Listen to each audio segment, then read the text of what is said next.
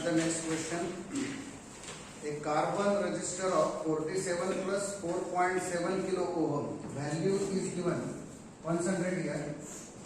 47 plus minus 4.7 kilo ohm is given. इधर ध्यान दो अच्छी तरह से सब लोग.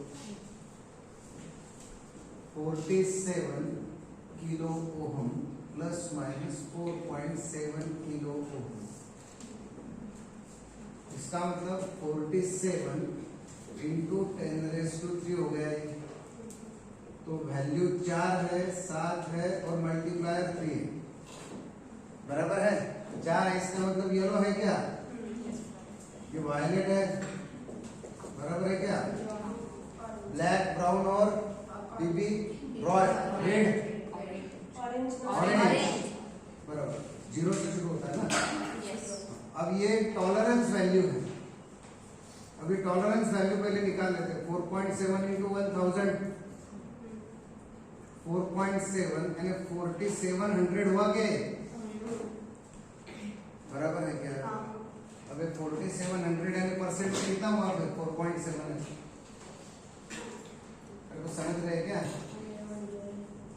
ये 4700, ये जो 47,000 है ना, उसका कितना परसेंट हुआ? 10% हुआ ना. ये मेन वैल्यू कितनी है? 47,000. उसका 10% अगर निकालेंगे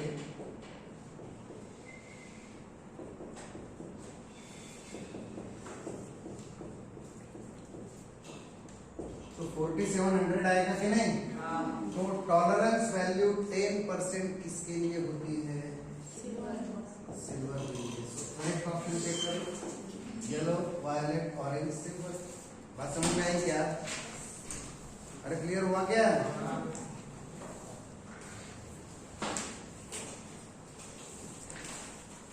ये जो क्वेश्चन था ना, ये 2018 का था. अब अगला क्वेश्चन अच्छी तरह से रीड नेक्स्ट क्वेश्चन केयरफुली.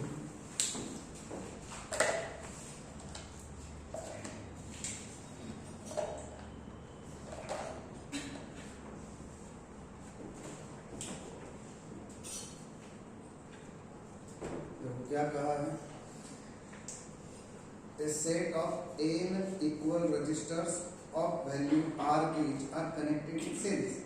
जब n इक्वल रेजिस्टेंस है सीरीज में जोड़ देते हैं तो उसका R इक्विवेलेंट क्या NR होता है क्या? अब ये बैटरी को सीरीज में जोड़ दिया. n equal resistances connected in series, तो उसका equivalent R plus R plus R plus n times NR हो जाएगा. ये जो n इक्विवेलेंट रेजिस्टेंसेस है, ये बैटरी को सीरीज में जोड़ा है और बैटरी का इंटरनल रेजिस्टेंस जो स्मॉल r है वो कैपिटल R दिया हुआ है. ठीक है ना? यानी हम इस तरह से सर्किट डायग्राम निकाल सकते हैं. 1 2 3 डैश डैश डैश n, ये छोटा सा रेजिस्टेंस R और ये बैटरी. समझ में आई बात? बैटरी की दी हुई है, ये R R R R इस तरह से. The current drawn is I. Now the n resistors are connected in parallel to the same battery. The current drawn from the battery is 10I. तो वैल्यू ऑफ n पूछा. देखो पहले case में current कितना था? I. तो हमारे पास फॉर्मूला है E is equal to I into R equivalent. ये टोटल सर्किट में R इक्विवेलेंट का मतलब है एक्चुअली NR प्लस R. क्यों NR प्लस R? क्योंकि ये तो इसका इक्विवेलेंट हो गया और ये भी उसको सीरीज में है ना, और इसकी वैल्यू हमें कितनी दी है? तो इसलिए हम इसको लेंगे NR plus R, that is R into bracket n plus 1 R. ये हो गया EMF. तो पहले केस में करंट क्या हुआ? E upon n plus 1 into क्या? ये पहले केस में हो गया. अब सेकंड केस में क्या कर दिया उन्होंने, ये सारे रेजिस्टेंसेस पैरेलल में होंगे।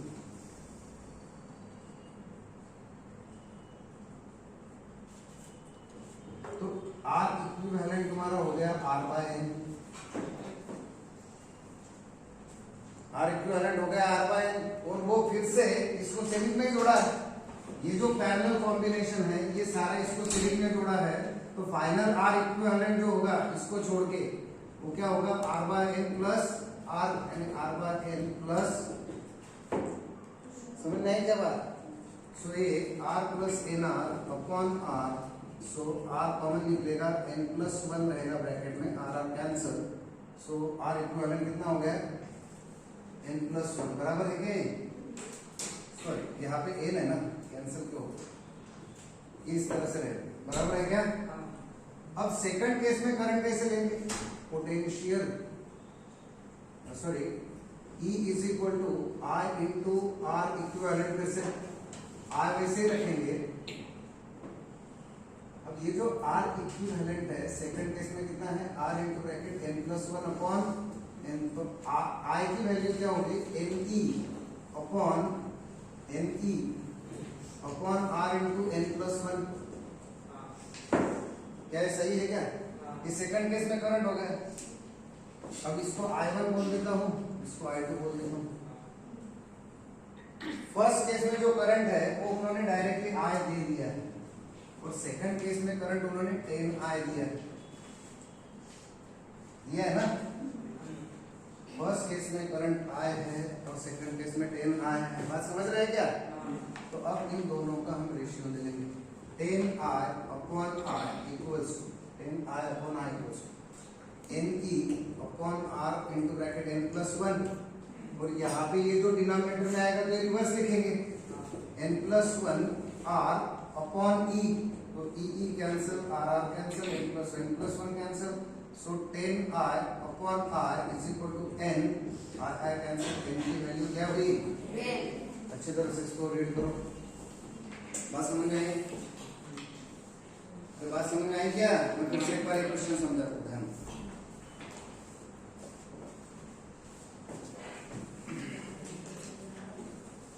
अब इतने बड़े क्वेश्चंस अगर नीट और जेईई लेवल में आएंगे तो इसकी प्रैक्टिस की लेवल आपको समझना चाहिए कि किस लेवल से होनी चाहिए।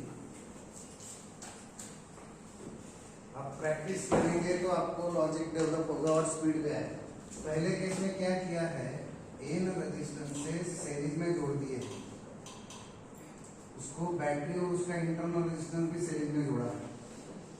तो पहले केस में क्या हो रहा है, इस सर्किट में से I इतना करंट, E बैटरी है, इंटरनल रेजिस्टेंस R दिया है। हम इसी सर्किट को इस तरह से निकाल सकते हैं, R इक्विवेलेंट अपॉन ये small r is equal to capital R और ये बैटरी। अब इसी सर्किट को हम ऐसे भी निकाल सकते हैं, ये R इक्विवेलेंट प्लस R, ये NR है, NR प्लस R ये टोटल रेजिस्टेंस हो गया, और ये बैटरी, बात समझ आई। और यहाँ से जाने वाला करंट, तो हमें पहले केस के लिए करंट क्या मिल जाएगा, E upon N plus 1 R मिल जाएगा, V is equal to I R, तो I is equal to V upon R। पर यहाँ पे R जो है वो कैसे मिला है, इनका इक्विवेलेंट प्लस A सीरीज में होने की वजह से।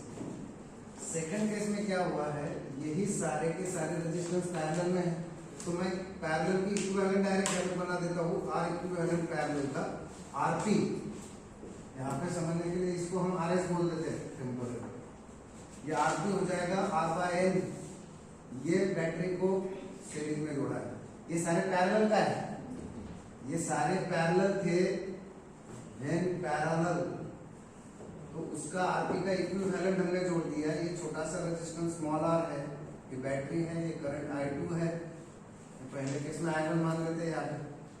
अब I2 क्या हो जाएगा, फिर से E अपॉन ये दोनों का इक्विवेलेंट है R upon N plus R, so it will be E upon R plus, ये R यानी कैपिटल R, सो NR, ये नीचे का N ऊपर चला जाएगा, सो NE upon R into bracket N plus 1। हमें I2 दिया है 10I और ये डायरेक्टली दिया है I, इन दोनों का रेशियो लेंगे तो हमें मिलेगा N इज इक्वल टू, बात में आई क्या? अच्छी तरह से ये वीडियो आप 2-4 बार देखो, अच्छी तरह से समझ पाओगे। इसका लॉजिक डेवलप होना चाहिए कि कहाँ पे किस तरह से वर्कआउट किया। नहीं समझ में आया तो किसी पूछ।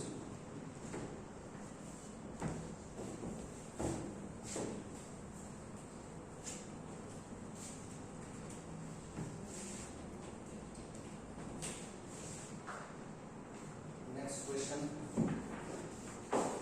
आप सब लोग रीड करें। नेक्स्ट क्वेश्चन जो है 15 नंबर का क्वेश्चन है शायद, ये 2018 में पूछा गया है। बहुत अच्छा क्वेश्चन है, रीड करो। क्वेश्चन क्या है? A battery consists of variable number of identical cells connected in series. Identical cells connected in series.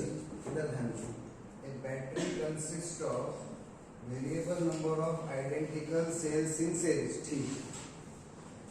Terminals of the battery are short circuited. अब ये बहुत अच्छा पॉइंट है, यहाँ पे डायरेक्ट आंसर निकल जाएगा। कैसे? कि battery consist of number of cells, ठीक है, सीरीज में है, पैरेलल में तो नहीं। बैटरी के टर्मिनल को शॉर्ट सर्किट कर दिया गया है और करंट आई को मेजर किया। तो जब शॉर्ट सर्किट हो जाएगा तो करंट बढ़ेगा ही नहीं, जो है वही रह जाएगा। तो यहाँ पे कांस्टेंट वाला एक ही ग्राफ है। बात समझ में आई कि नहीं? क्लियर हुआ क्या?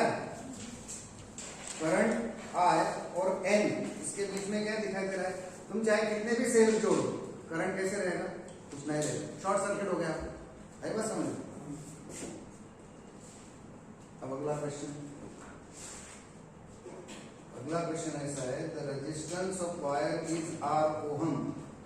हाँ, एक रेजिस्टेंस दी हुई है, इधर ध्यान, एक वायर दी हुई है, इधर ध्यान दो। The resistance of this wire A B is R ohm. इसकी ओरिजिनल लेंथ एल मान लेता हूं, ठीक है। इसको हमने मेल्ट किया और इसकी ओरिजिनल लेंथ से उसको एन टाइम स्ट्रेच किया। ये जो वायर थी, ये देखो, ये थोड़ी मोटी वायर थी, ऐसा हम मान लेते हैं। इसका डायमीटर बड़ा है। अब इसको हमने क्या किया? टुकड़ा कर दिया, एन टाइम ओरिजिनल लेंथ बना दिया इसको। इससे और एक चीज बदलेगी, हमने वायर को स्ट्रेच किया तो और एक चीज बदल जाएगी, एरिया बदल जाएगा। यहाँ पे जो एरिया A1 होगा तो यहाँ पे एरिया भी A1 हो जाएगा ना। तो फिलहाल मैं उसमें ध्यान नहीं दे रहा हूँ। लेंथ जो है वो क्या है, क्या कही हुई है? n टाइम्स l, ठीक है।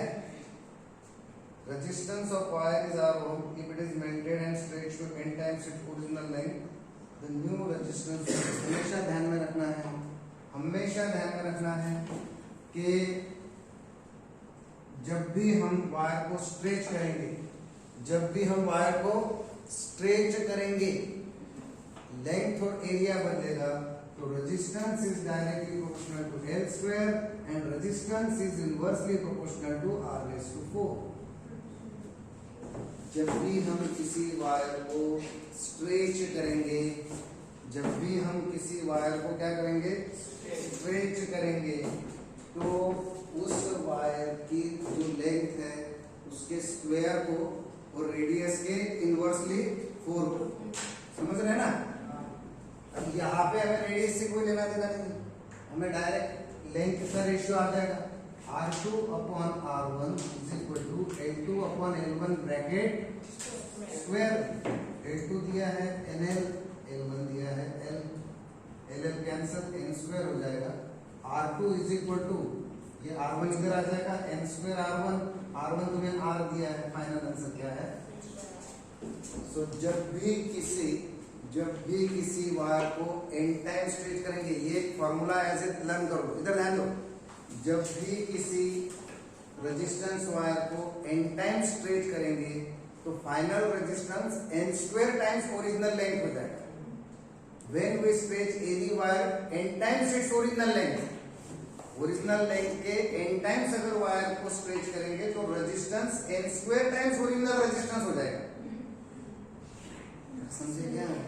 किसी वायर का ओरिजिनल रेजिस्टेंस R है और उसकी ओरिजिनल लेंथ L है, ठीक है कि नहीं?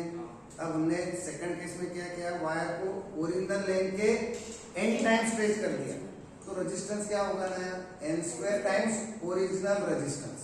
पहले का r था, अब यहाँ का n² r हो जाएगा। समझे? कंसेप्ट क्लियर हुआ क्या?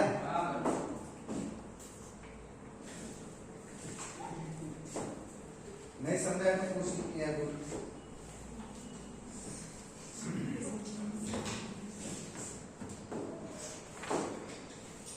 नेक्स्ट क्वेश्चन 17 नंबर का क्वेश्चन है, a potentiometer is an accurate and versatile device to make electrical measurement of EMF because a potentiometer is an accurate and versatile device to make electrical measurement of EMF because चार option दिए हैं, potential gradient, no current condition, combination of cell और cell. तो हम potentiometer में balancing lens use करते हैं, यानी galvanometer does not show any deflection. तो वही इसका आंसर है कि पोटेंशियोमीटर एक्यूरेट मेजरमेंट करने के लिए हम क्या कंडीशन यूज करते हैं, no current condition through galvanometer. So answer B है। अभी 18 नंबर का क्वेश्चन है, वो भी देखते हैं, अच्छा क्वेश्चन है। ये क्वेश्चन 2017 गुजरात सीईटी का है। गुजरात सीईटी का है, ठीक है।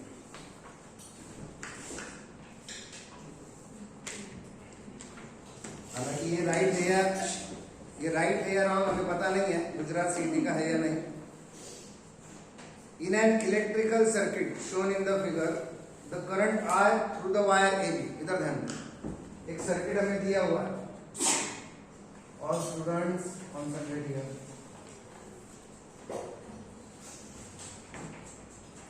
बहुत अच्छा क्वेश्चन है, ध्यान दें।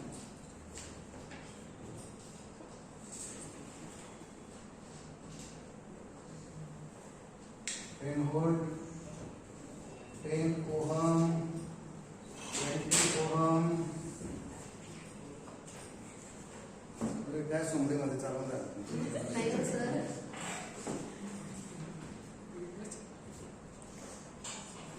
इधर टाका बेटा।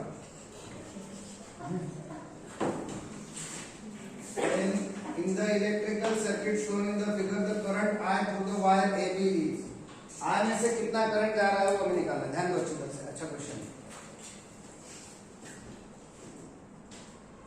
इसमें से कितना करंट जा रहा है वो हमें निकालना है, ध्यान। अब सबसे इंपॉर्टेंट बात क्या है, पहले हम इस सर्किट का टोटल करंट निकालेंगे। टोटल करंट निकालने के लिए हमारे पास पोटेंशियल तो दिया हुआ है, क्या हमें टोटल रेजिस्टेंस पता है क्या? इक्विवेलेंट रेजिस्टेंस अभी हमने निकाला नहीं ना, यहाँ पे अलग अलग रजिस्टर्स कनेक्ट किए हुए हैं, तो हमें सबसे पहले इस पूरे सर्किट का इक्विवेलेंट रेजिस्टेंस निकालना पड़ेगा। इक्विवेलेंट रेजिस्टेंस पता है, पोटेंशियल पता है, तो total current of the circuit निकाल सकते हैं हम। यहाँ से कितना करंट जा रहा है वो हमें पता नहीं है, यहाँ से जाने वाला करंट क्या होने वाला है, यहाँ पे डिवाइड होने वाला है, बराबर है कि नहीं? समझी कि नहीं बात? यानी ये जो रेजिस्टेंस है, ये यहाँ पे आने वाला करंट आए और ये अलग अलग करंट है, तो ये जो करंट है ये यहाँ पे और यहाँ पे, इन दोनों में अलग है कि नहीं? इसका मतलब ये दोनों सीरीज में है कि पैरेलल में? बस समझ में आई? ये दोनों अभी पैरेलल में है। क्लियर हुआ क्या?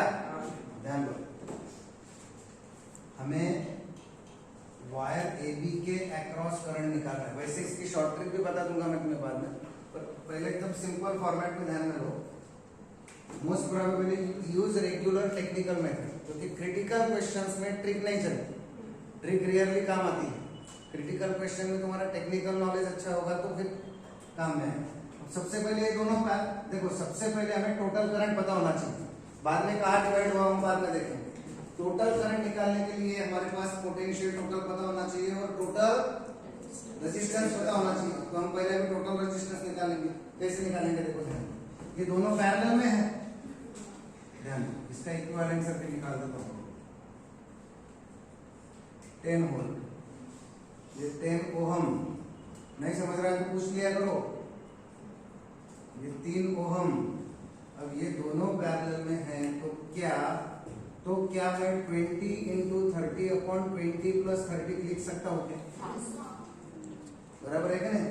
तो 20 इंटू 30 अपॉन 50 दैट इज कितना हुआ है? 12 हुआ क्या? 12 ओम हो गए। अब ये 12 ओम, ये 10, 22 और 3 25। अरे भाई अब ये एक ही रेजिस्टेंस हो गया ना, ये तीनों सीरीज में है ना, तो 10 प्लस 12 प्लस 3 दैट इज 25 ओम। ये तुम्हारे पास 10 दिया हुआ है, तो टोटल सर्किट का करंट क्या आएगा? पोटेंशियल अपॉन ये बराबर है क्या? 2/5 एम्पियर। ये हो गया सर्किट का टोटल। समझे क्या? मौसी समझ लगा? सो सर्किट का टोटल करंट हमें मिल गया। ठीक है, अब हमने सर्किट का टोटल करंट निकाला, तो यहाँ पे जरूरत क्या है? हमें सर्किट का टोटल करंट पता है। तो अगर पैरेलल कॉम्बिनेशन, यहाँ से आने वाला करंट ये कितना है? 2/5 है कि नहीं? ये हमें टोटल करंट आया मिल गया। अब ये इसको मान लो R1 और इसको मान लो, समझ में आई कि नहीं? समझ में आई क्या? तो how can we find this current I? How can we find this current I? Clear हो रहा है क्या? कैसे फाइंड करेंगे? इसका हमने थ्योरी में देखा है, थोड़ा सा वर्कआउट किया। यस हाँ बोलो, हाउ कैन वी फाइंड?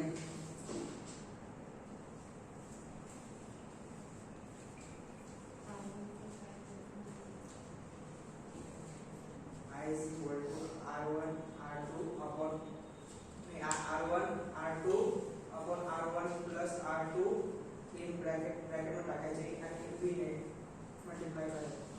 तो कैसे करेंगे? बोलते कैसे करेंगे? Potential drop across AB potential drop across AB और ये कांस्टेंट रहेगा। ये दोनों में पोटेंशियल सेम रहेगा कि नहीं? Potential drop across R1 is equal to potential drop across, बराबर है क्या? अब पोटेंशियल क्या है? Product of current and resistance. अरे बराबर है क्या? और ये जो करंट है ये तुम्हारा अब ये करंट 2/5 माइनस I हो जाएगा। टोटल करंट 2/5 है ना, उसमें से I इधर गया तो 2/5 माइनस I हो जाएगा। और ये क्या है? बराबर है कि नहीं? अब ये तुम्हारा करंट I निकालना है। R1 कितना है? 20, 2/5 माइनस I इंटू R2 कितना है? 30 है क्या? सो I इक्वल्स टू 2/5 यानी इसको मल्टीप्लाई कर लेंगे, ये 2I हो जाएगा। 2I इज इक्वल टू 6/5 क्या? माइनस 3I क्या? हाँ, so 3I plus 2I 5I is equal to 6/5। So I is equal to 6/25। ऐसा कुछ है क्या? ऑप्शन है क्या? I is equal to 6/25। समझे क्या? कुछ तकलीफ है? ये यहाँ पे पैरेलल कॉम्बिनेशन में पोटेंशियल सेम होगा। पोटेंशियल यहाँ का पोटेंशियल है product of current and resistance, यहाँ का पोटेंशियल है, यहाँ पे कितना है? 2/5 माइनस I। अरे टोटल 2/5 आया है, यहाँ पे आएगा तो 2/5 माइनस I इधर आएगा ना। तो ये करंट और रेजिस्टेंस का प्रोडक्ट है, यहाँ का पोटेंशियल। वैल्यू सब्स्टिट्यूट करो, काम हो जाएगा। फिर से समझाओ कि समझ गया? समझ गया ना?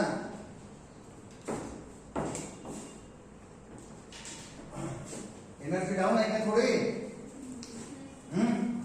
अरे 2 घंटे से बैठे तो एनर्जी डाउन है क्या? सारा करंट निकल गया, कोई चार्ज नहीं बचा है। बैटरी डिस्चार्ज हो गई, चार्जिंग करनी पड़ेगी। Next question. आप अगर इधर ध्यान देंगे अम्मा तो बहुत कृपा होगी आपकी। अगला क्वेश्चन का जवाब, बहुत अच्छा क्वेश्चन, बहुत बढ़िया, ध्यान दें। ये क्वेश्चन काफी एंट्रेंस एग्जाम में पूछा गया है, इवन मेडिकल एंट्रेंस एग्जामिनेशन में भी और इंजीनियरिंग एंट्रेंस एग्जामिनेशन में। अच्छा क्वेश्चन पढ़ो। क्वेश्चन क्या है देखो, A cell of EMF E and internal resistance R. A cell of EMF E and internal resistance R is connected to external resistance. ये सर्किट है, यहां से करंट R फ्लो हो रहा है, तो क्या मैं ऐसा फॉर्मूला ले सकता हूं क्या? Total resistance R plus R, EMF पता है, E is equal to I R. अब मैं एक काम करता हूँ, यहाँ से कैपिटल R कॉमन निकाल देता हूँ। अब यहाँ से R गया तो कितना रहेगा? 1। यहाँ पे कैपिटल R नहीं था, जबरदस्ती से निकाला, कैपिटल R अपन स्मॉल R।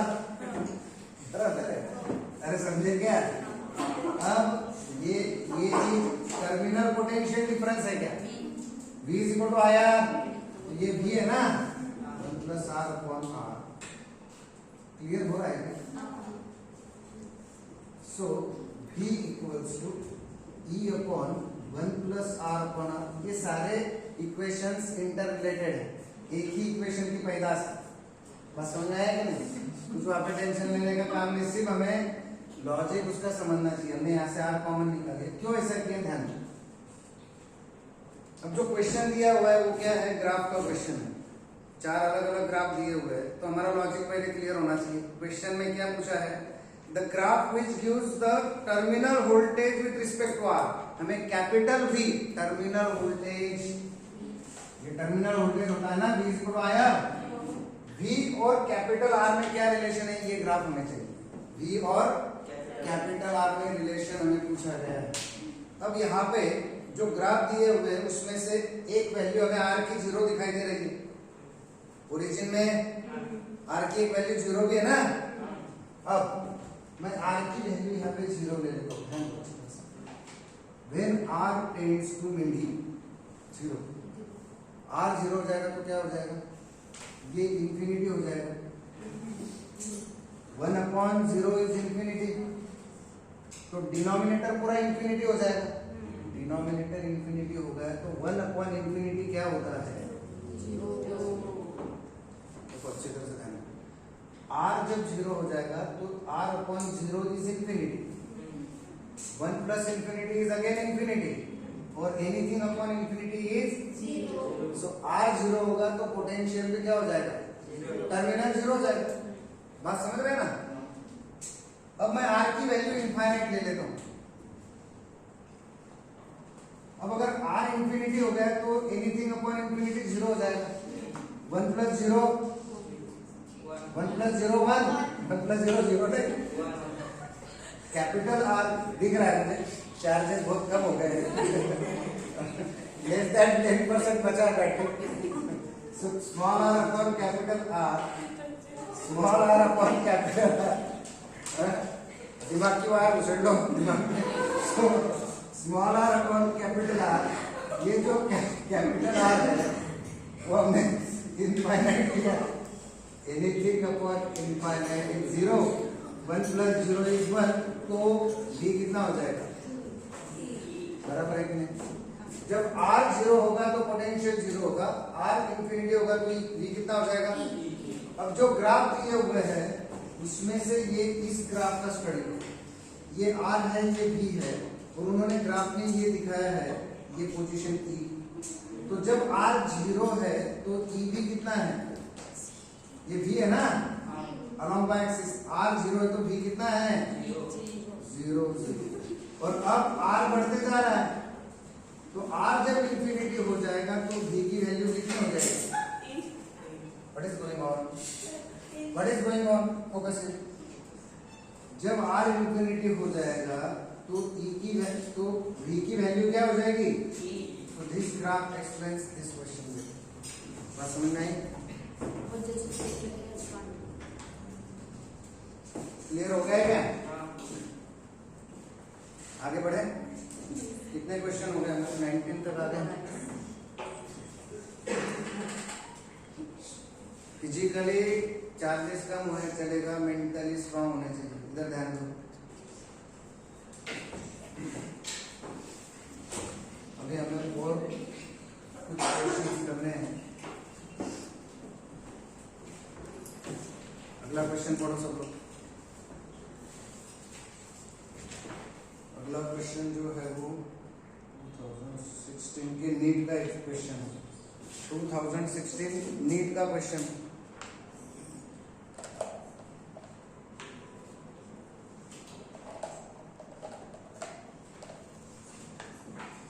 क्या है क्वेश्चन?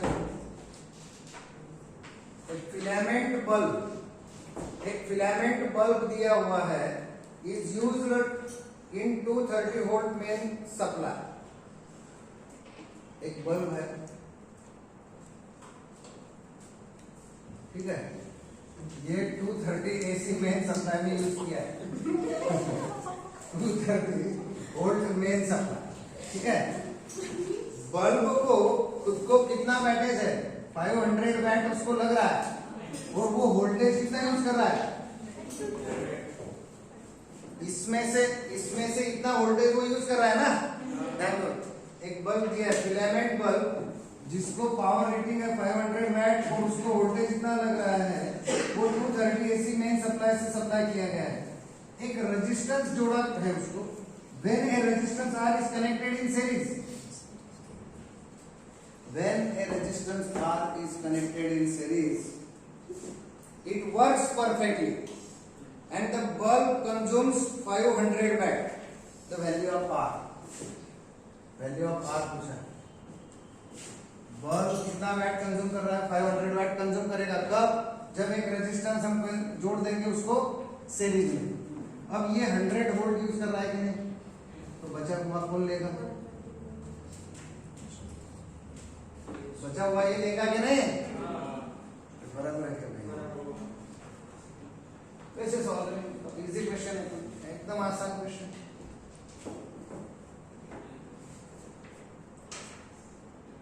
कैसे यूज करेंगे बोलो।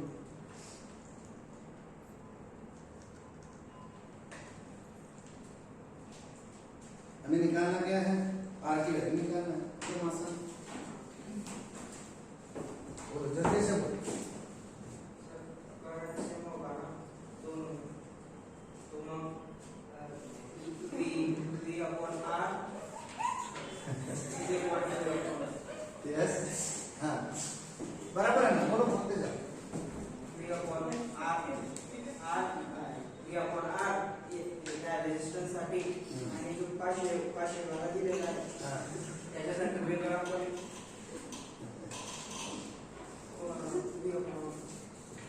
ठीक है, चलो बोलो बराबर। कैसे करने का, कैसे बोलो? हमें आर की वैल्यू चाहिए। P is equal to VI है क्या? P is equal to VI ऐसा फॉर्मूला है क्या? P is equal to VI है ना। यहाँ पे पावर कितना है? ध्यान दो इधर, पावर कितना है? Power is equal to potential into current. Power is equal to 500। वो वोल्टेज कितना यूज कर रहा है? जो 500 वैट वाला है वो वोल्टेज 100 यूज कर रहा है ना, तो करंट कितना जाएगा उसमें से? जो इसमें से करंट जाएगा वही तो इसमें से जाएगा। तो यहाँ पे हम V is equal to IR use करेंगे। V कितना है रेजिस्टेंस के लिए? करंट कितना है? तो R इज इक्वल टू बराबर है क्या 130/5? कुछ है क्या?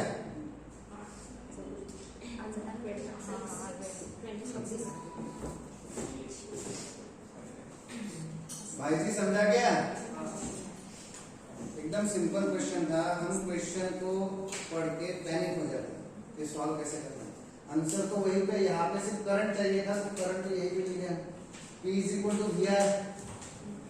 ये V है ना, सॉरी ये P है और ये V है, तो I मिल जाएगा। तो करंट इसमें से मिल गया, तो वही करंट यहाँ पे। अब यहाँ पे वोल्टेज दिया हुआ नहीं उन्होंने, और ये कुछ देने की जरूरत नहीं। इसका 230 में से ये 100 यूज कर रहा है, तो ये कितना करेगा? इनडायरेक्टली दिया हुआ है। यही लॉजिक वहां पे लगना चाहिए। क्लियर हुआ क्या? क्वेश्चन समझा? अगला क्वेश्चन पढ़ो।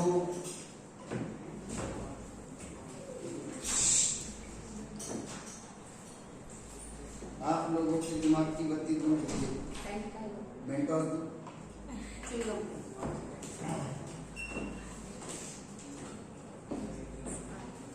क्या हो? अगला क्वेश्चन 21 नंबर का क्वेश्चन। अभी हम हमारे टारगेट से काफी दूर है। 21 नंबर का क्वेश्चन। क्या टाइम हुआ है? हो जाएगा। 21 नंबर का क्वेश्चन है। एक फिगर दी हुई है हमें यहाँ पे, ये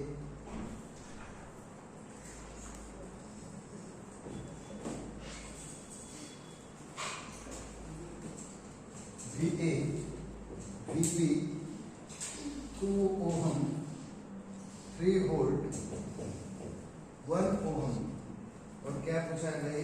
potential difference VA minus VB। बहुत अच्छा क्वेश्चन। अब पोटेंशियल डिफरेंस कैसे फाइंड करेंगे? ध्यान दो, इसके बीच में का टोटल पोटेंशियल फाइंड कर लेंगे। करंट ऑलरेडी दिया है उन्होंने, कितना एम्पियर दिया है, बात समझ रहे हैं ना? करंट दिया है तो इसके बीच में टोटल पोटेंशियल की एडिशन करेंगे। इधर ध्यान दो, कैसे करना है? ध्यान दो, यहां से जाने वाला पोटेंशियल यानी इसका प्रोडक्ट, करंट और रेजिस्टेंस का प्रोडक्ट, मैं इसको V1 बोल देता हूं, इसको V2 और इसको, इन तीनों की एडिशन करेंगे। V1 plus V2 plus V1 क्या है? Product of current and resistance 2 into 2। V2 कितना है? 2 into 2 2 ampere 2 into 1, so 4 plus 3 plus 2 that is कितना हुआ? 9 है ऑप्शन में।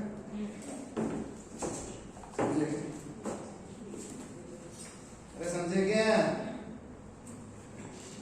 नहीं समझे? अगला क्वेश्चन। प्रेम भाई समझा आपको? अरे वो पार्टनर फिल्म है ना, प्रेम भाई गोविंदा बोलता है।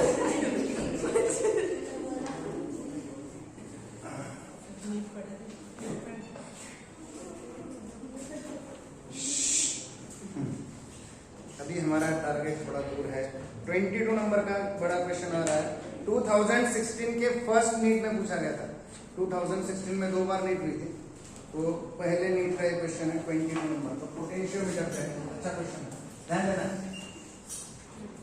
आप लोग मेंटली पूरी तरह से बोर्ड पे ध्यान दीजिए। किसी को प्रॉब्लम है, you can move outside, don't disturb the environment. A potentiometer is 100 centimeter long, ठीक है ना? पोटेंशियोमीटर वायर 100 सेंटीमीटर लॉन्ग यानी 1 मीटर वाली है टोटल लेंथ। और क्या कहा है? ठीक है, potential difference 2 cells are connected in series first to support. इतना सिंपल है, 2 सेल जब सपोर्ट में होते हैं तो E1 प्लस E2 करना पड़ता है। अरे बराबर है क्या? आपको तो नींद आ रही है मैडम, आपको देख के मुझे भी नींद आ रही है। कितनी नींद आ रही है? 2 सेल जब सपोर्ट में होते हैं, सम एंड डिफरेंस मेथड देखा है हमने, याद है क्या? तो सम है, और जब वो अपोजिट में होते हैं, अपोजिट फंक्शन क्वेश्चन में दिया हुआ है, एक बार सपोर्ट में है एक बार अपोजिशन में है, तो क्या आपको याद है कि हमने ऐसे दिया है balancing length, sum and difference method, potentiometer का application to measure EMF of a cell. वहां पे अगर negative terminal of one cell is connected to positive terminal of the battery, it is support. Whenever दोनों के negative जोड़ देंगे तो oppose. तो इसको कंपोनेंटो डिविडेंडो करेंगे तो हमें मिलेगा L1 plus L2 upon L1 minus L2। अब यहाँ पे L1 L2 दिया हुआ है, क्या दिया हुआ है? L1 50 है, L2 10 है।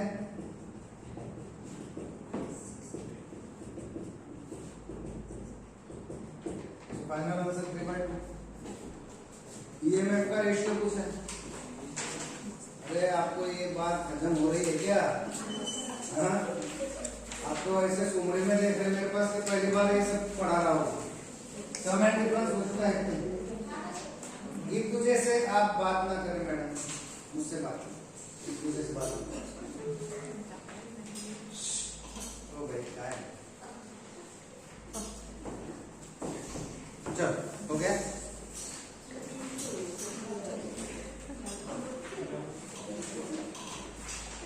आपको घर जाने की बहुत जल्दी है क्या मैडम? बिल्कुल नहीं बिल्कुल नहीं, अच्छी बात है, बिल्कुल जल्दी नहीं है। तो आते हैं हम 23 नंबर के क्वेश्चन पे।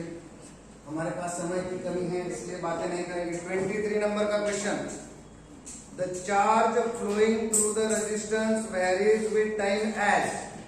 हमारे पास एक चार्ज दिया हुआ है, उसका टाइम से रिलेशन दिया हुआ है 80 minus b t square. We have relation between charge and time. Q is equal to charge दिया है, उसका टाइम से अपने को रिलेशन दिया हुआ, ठीक है। A and B are positive constant, total heat produced in the hour. बहुत अच्छा क्वेश्चन है, 2016 का ही है ये। टोटल हीट प्रोड्यूस्ड, इधर ध्यान दो, joules law of heating effect of electrical medium, I square RT वाला, वैसे नहीं, इधर ध्यान दो। अब ये Q है, इधर ध्यान दो सब लोग। इसकी हम अगर डेरिवेटिव लेंगे dq by dt, तो ये क्या चीज है मैडम? dq by dt क्या चीज है?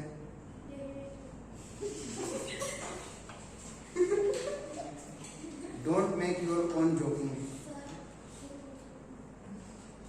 Rate of flow of charge क्या होता है मैडम? 1 एम्पियर करंट इज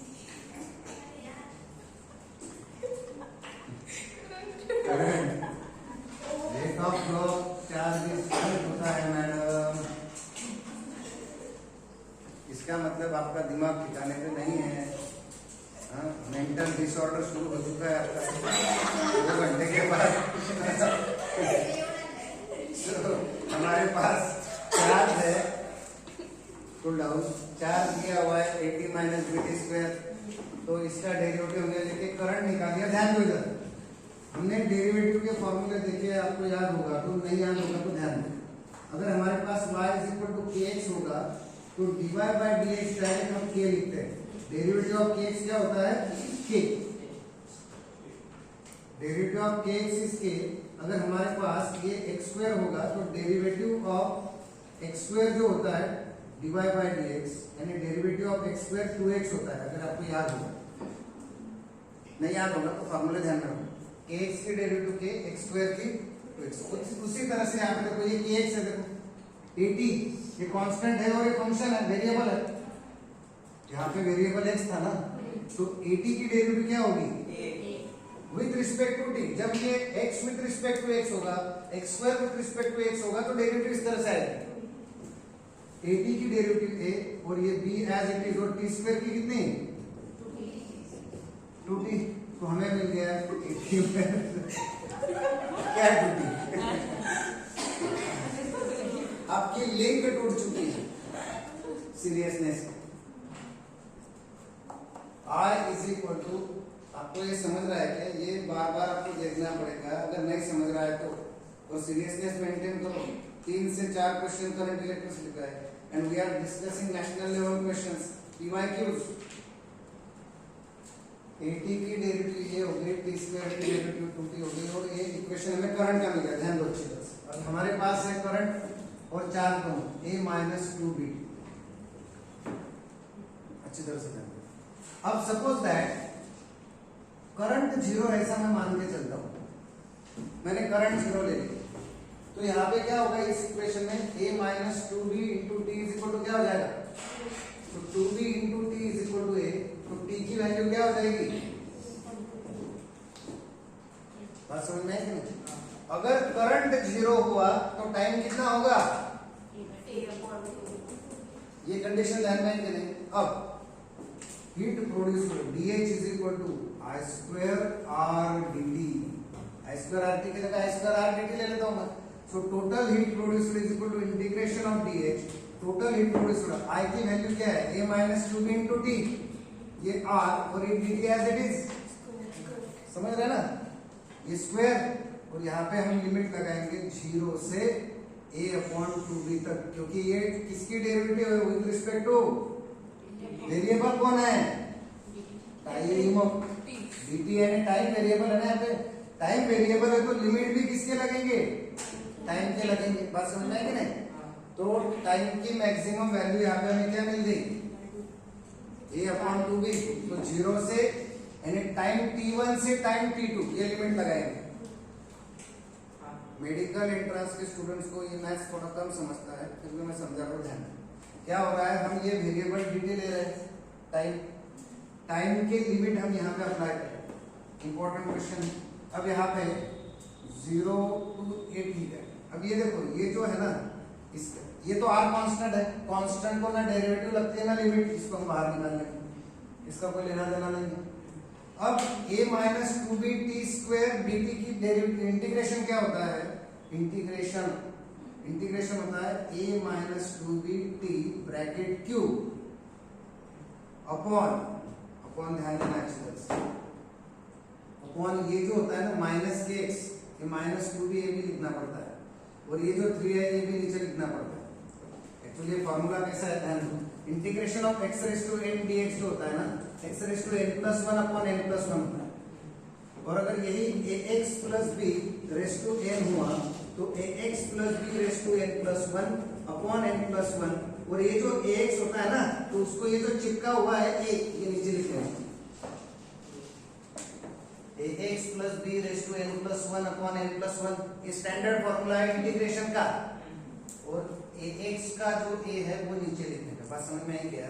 अब यहाँ पे देखो, यहाँ पे ax यानी ये माइनस 2bt है, वेरिएबल यहाँ पे है, क्योंकि इसको मत लगा देना, माइनस 2bt है, ये x हो गया हमारे फॉर्मूले का, और ये b यानी कांस्टेंट, तो इसकी डेरिवेटिव क्या आएगी, ax plus b raise to n plus 1 upon n plus 1, ax plus b raise to n plus 1 upon n plus 1, और इसका कोएफिशिएंट नीचे लिखो। समझे क्या? ओ अम्मा तू समझा क्या? ना समझने वाली कोई बात नहीं। यहाँ पे ये फॉर्मूला देखो, ax plus b raise to n का इंटीग्रेशन क्या लिखा हमने, मेंटली प्रेजेंट रहो, फिजिकली प्रॉब्लम है तो इधर ध्यान। ax plus b raise to n की इंटीग्रेशन क्या है, ax plus b raise to n plus 1 upon, और ये जो ax का a है वो हम नीचे लिखते हैं, ये इंटीग्रेशन का फॉर्मूला हो गया। यहाँ पे देखो, ये b है, कांस्टेंट सेपरेट है और वेरिएबल वाला सेपरेट है, तो इसको क्या करना है, raise to n plus 1 2 plus 1 upon 2 plus 1, और इसका जो कोएफिशिएंट है वो नीचे लिखना है। ये समझ में आई क्या बात? ये r कांस्टेंट है, ये हो गया, पर इसको क्या लगाना पड़ेगा, लिमिट लगाना पड़ेगा, a अपॉन ये लिमिट लगाना पड़ेगा। आई बात समझ में? अब ये होगा फाइनल। लिमिट लगाने का मतलब क्या है कि ये यहाँ पे वेरिएबल कौन है, टाइम, तो पहले सबसे पहले ये इसको बोलते हैं अपर लिमिट, इस टाइम की वैल्यू a अपॉन 2b यहाँ पे सब्स्टिट्यूट कर देंगे, माइनस फिर टाइम की वैल्यू क्या सब्स्टिट्यूट करेंगे, 0, lower limit, upper limit minus lower limit. Upper limit minus lower limit का मतलब ऐसा है कि पहले t की वैल्यू a अपॉन 2b लेंगे। अब देखो, इसकी वैल्यू a अपॉन 2b लेंगे तो 2b cancer, a minus a 0, तो पहला क्या हो गया, समझे कि नहीं? t की वैल्यू पहले अपर लिमिट अप्लाई करो, a upon 2b cancer, a minus a 0, खत्म। माइनस अब a की वैल्यू, अब t की वैल्यू क्या रखेंगे, 0 रखेंगे, तो ये तो कैंसिल हो जाएगा, सो a क्यूब हो जाएगा, a cube upon minus 6b, minus minus, so a cube r upon 6b. Is there any option?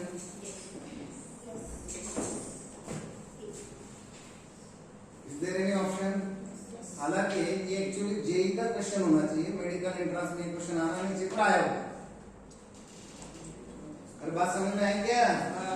एक बार मैं फिर से समझा देता हूँ इसका, ध्यान।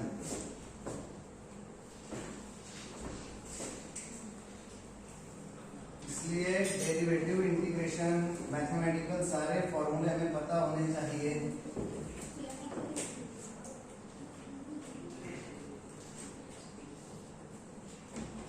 समझ रहे हैं क्या आप लोग? देखो मैं फिर से सबसे पहले इंटीग्रेशन का फॉर्मूला समझा देता हूँ, ध्यान दो। Integration of ax plus b raise to n dx, ऐसा अगर है तो इसका फॉर्मूला क्या है, ax plus b raise to n plus 1 upon n plus 1, ये हो गया, और ये ax का ये नीचे, ये क्लियर हो गया, ये फॉर्मूला इंटीग्रेशन। दूसरा डेरिवेटिव ऑफ kx, क्या होती है k और डेरिवेटिव ऑफ x स्क्वायर होती है 2x। अब यहाँ पे जो हमने इंटीग्रेशन देखे इस प्रॉब्लम में वो कौन सा इंटीग्रेशन है, ध्यान दो। Integration of a minus 2bt raise to 2dt ऐसा था। तो यहाँ पे इसको एक्चुअली हम ऐसा लिख सकते हैं minus 2bt plus a bracket square, ऐसा लिख सकता हूँ क्या ना मैं? पोजीशन प्लेस मिसप्लेस कर दिया उसका, ठीक है। अब ये देखो इससे कंपेयर करो, ये ax हो गया और ये b हो गया वेरिएबल, तो इसका फॉर्मूला क्या अप्लाई करेंगे, minus 2bt plus a raise to, sorry इसका इंटीग्रेशन का डायरेक्ट फॉर्मूला 2 प्लस 1 यानी 3 अपॉन 3, और ये जो 2bt का माइनस 2b है वो भी उसको मल्टीप्लाई में आएगा। बात समझ रहे हैं? माइनस 2bt पूरा नहीं, t का कोएफिशिएंट लेने का, समझे क्या? ये हमने लिया। उसी तरह से इंटीग्रेशन ऑफ डेरिवेटिव ऑफ 80 आया था, डेरिवेटिव ऑफ 80 इस इक्वेशन में, तो kx की डेरिवेटिव क्या है, उसी तरह से 80 की डेरिवेटिव क्या आएगी, उसी तरह से d by dt of t square क्या लेने का, ये समझे क्या आप लोग? अरे समझे क्या? तो अब हम फिर से एक बार वो आगे कंटिन्यू करते प्रॉब्लम। ध्यान, फिजिकली थक चुके होंगे, मेंटली थकने नहीं चाहिए। अभी तक हमने बहुत ज्यादा तीर नहीं मारे, अभी तक पूरे 3 घंटे के सेशन में अभी तक 25 MCQ भी पूरे नहीं हुए, इसलिए ध्यान दो अच्छी तरह से। बहुत ज्यादा हमने कुछ किया नहीं, इसलिए don't show me your lethargy. क्यों हमें दिया हुआ है, क्या दिया हुआ है, 80 माइनस bt स्क्वायर ये दिया हुआ है। तो हम सबसे पहले करंट निकालेंगे, current is rate of flow of charge. तो 80 की डेरिवेटिव क्या होती है, minus b as it is t square की 2bt हो गया है, बराबर है कि नहीं? ये करंट हो गया। और छोटा सा हीट का फॉर्मूला है I square capital R I square R dt, बराबर है। टोटल हीट निकालेंगे तो वो हो जाएंगे integration of dH integration of I square R dt। R तो कांस्टेंट है, I की वैल्यू क्या है, a minus 2b t into dt। और यहाँ पे हमें टाइम के लिमिट लगाने हैं। लिमिट क्या है, समझ रहे हैं क्या, 0 से a अपॉन 2b, 0 से a अपॉन 2b ये टाइम का लिमिट। सर क्लियर हो रहा है क्या? हाँ, इसका फॉर्मूला क्या, और स्क्वायर रह गया ना, a minus 2b into T bracket cube upon cube, और ये माइनस 2b बराबर है नहीं। और लिमिट कहाँ से कहाँ तक, 0 से। अब हमें करना क्या है, जब भी इस तरह से होता है, ध्यान दो, a से b ऐसा कुछ होगा फंक्शन लिमिट लगाने के बाद, तो सबसे पहले x की वैल्यू क्या लेनी होती है, upper limit f of b minus f of a lower limit. तो यहाँ पे अभी वेरिएबल कौन है, टाइम, उसका upper limit a upon 2b, तो a की वैल्यू वो लेंगे, तो टाइम की वैल्यू a अपॉन 2b डालेंगे, 2b cancel, a minus a 0, तो पहला गेम खत्म। माइनस अब t की वैल्यू 0 ये 0 हो गया, तो a माइनस 0 a क्यूब हो जाएगा, ये r है बाजू में, अपॉन माइनस 6b बराबर है क्या, समझ रहे? तो a cube r upon 6b क्या ऑप्शन है, क्लियर हुआ?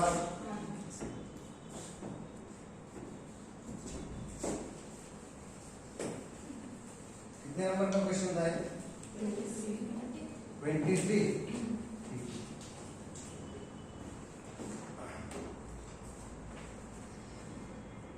24 नंबर देखिए, अच्छा क्वेश्चन है।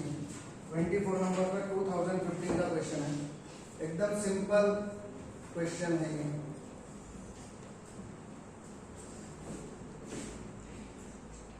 इसको गांव की लैंग्वेज में भिगाचोट क्वेश्चन बोलते हैं।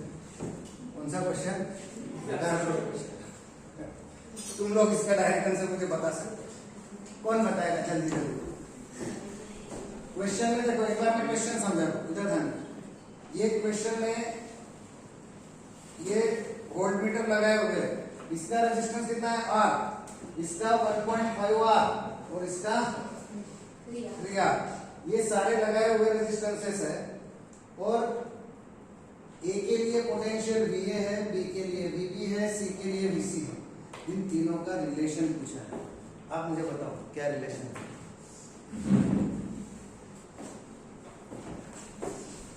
ओरली क्वेश्चन है, ओरली कोई लिखने की भी जरूरत नहीं। देखो ध्यान दो, मैं समझा, इधर ध्यान दो। Yes, VA is equals to VB is equals to VC. Very good. देखो कैसे, देखो सबसे पहले तो ये सीरीज में दोनों, तो पोटेंशियल डिवाइड हो जाएगा, इसको VA मान लेते हैं, इसका क्या है VB है और इसका VC है, बराबर है कि नहीं। सबसे पहले इन दोनों का इक्विवेलेंट निकालेंगे, 1.5 R और ये कैसे है पैरेलल में है ना, तो 1.5 R into 3 R upon 1.5 R plus 3 R, R1 R2 upon R1 plus R2 parallel में। सो 1.5 R into 3 R upon 4.5 R, R cancel, 15 3 3 cancel, final answer कितना। अब इसकी रेजिस्टेंस की वैल्यू R है, ये टोटल रेजिस्टेंस R है, तो पोटेंशियल भी इक्वल डिवाइड होगा, तो यहाँ पे जितना होगा उतना ही पोटेंशियल इधर आएगा, यानी ये VA है तो इसको भी कितना मिलेगा, VA मिलेगा। और ये जो VB और VC है ये पैरेलल में होने की वजह से दोनों पहले से इक्वल है। अब ये VA है, ये टोटल VA है, तो VA is equal to VB is equal to है, बात समझ क्लियर हो क्या नहीं। क्वेश्चन में कुछ था क्या था, इसको नहीं समझा, आपको नहीं समझा, क्लियर नहीं समझ रहा हो तो पूछ लो।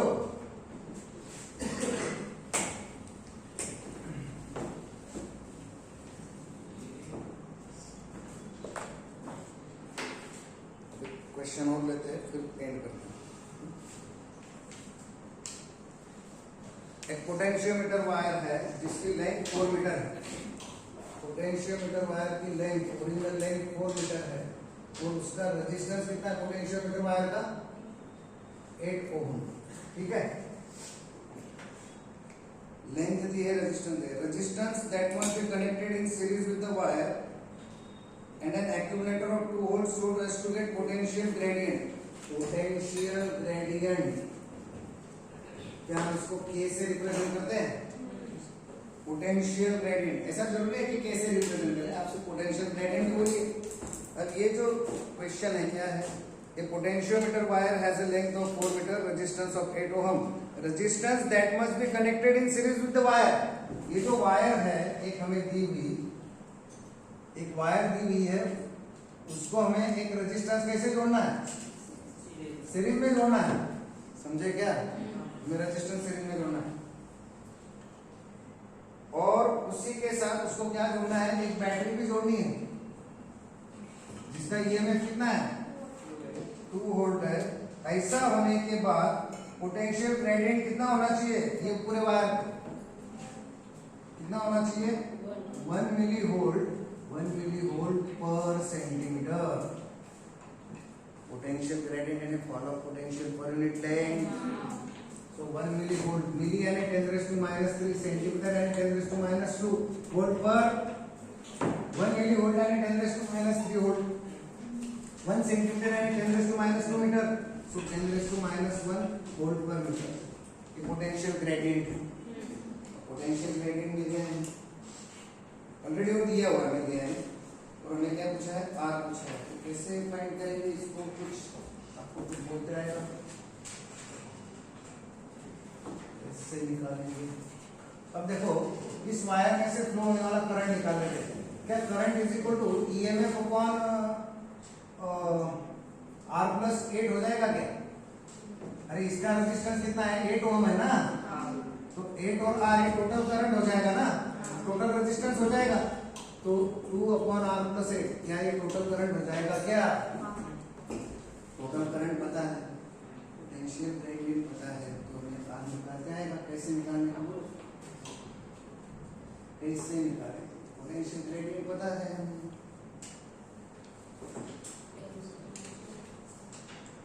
पोटेंशियल ग्रेडियंट हमें पता है, रेजिस्टेंस कैपिटल R निकालना है, कैसे निकालेंगे, उसके लिए अलग अलग मेथड हो सकते हैं, आप लोग बोलो जल्दी से पोटेंशियल ग्रेडियंट हमें पता है, इसे निकालने का करंट भी अभी पता है। V अपॉन I लेना तर ते V मध्ये I टाकली तर potential gradient is equal to V upon L।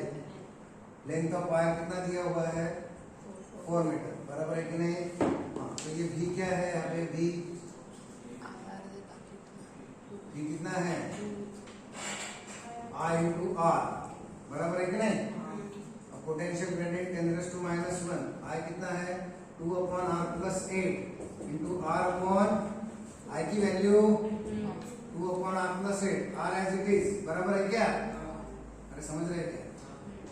So 10⁻⁻1 R upon 2 into R plus 8, बराबर है क्या? इसका रेसिप्रोकल ले लेते हैं, 1/10 is equal to 2 into R plus 8 upon R, बराबर है क्या? इसको आगे कंटिन्यू कर देता हूँ, R is equal to 20R plus 80 हो जाएगा। गलत हुआ है, समथिंग वेंट रॉन्ग, क्योंकि निगेटिव में नहीं आ सकता, कुछ मिस्टेक भी है हमसे। हमें रेजिस्टेंस पूछा है ना, ये जो R है ना, ये हमें 8 लेना पड़ेगा। ये जो R है ना, ये हमें एक्चुअली R है, ये R डैश में बोल देता हूँ, ये 8 लेना पड़ेगा। क्यों भाई 8 क्यों लेना पड़ेगा? क्योंकि फॉल ऑफ पोटेंशियल वायर की लेंथ हमने, पोटेंशियल ग्रेडियंट वायर का दिया हुआ है ना, पोटेंशियल ग्रेडियंट वायर का है ना वो, तो उसका ही रेजिस्टेंस लेना पड़ेगा ना। देखते आता है क्या नहीं आएगा, इतना भरोसा नहीं है, तो देखते क्या हो जाएगा। 2 2 jar 2 4 jar, so 1/10 is equal to 4/R plus 8, so R plus 8 is equal to 40, so R is equal to, ऐसा कुछ है क्या आंसर? तो है क्या? ये हमने क्यों R डैश 8 लिया पता है क्या? क्योंकि ये जो पोटेंशियल ग्रेडियंट है, ये जो वायर थी ना उसका है, इसलिए रेजिस्टेंस भी उसका ही लेना पड़ेगा। आई बात समझना?